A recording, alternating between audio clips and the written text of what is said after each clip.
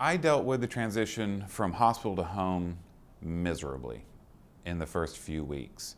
I'm a very strong-willed, hard-headed person, and when I believe in something, I believe in it.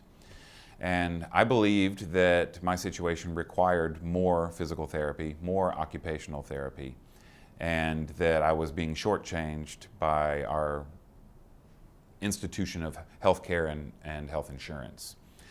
And I went home and I sat down and stayed there.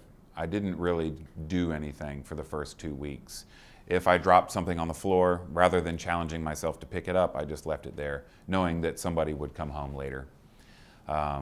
My neighbor came over during these first couple of weeks, and he could see that I wasn't myself. And he said, "You know, life goes on." And I wanted to slap him in the face. I really did. Because your life goes on. My life has pressed pause.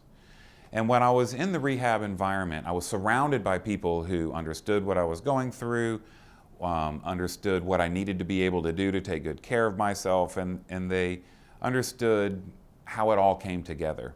And I was immediately extracted from that environment because of a time frame that ran out. And I felt it all of a sudden alone with it.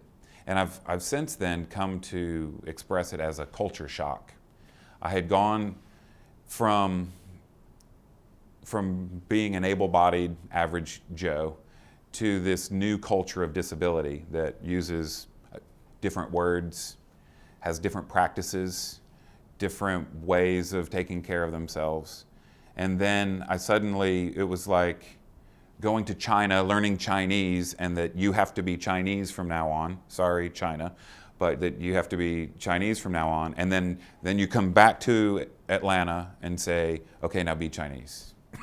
It just didn't feel like a fit. Yeah. And so that was very difficult for me. So I needed to learn how to be disabled in my own home and my own life.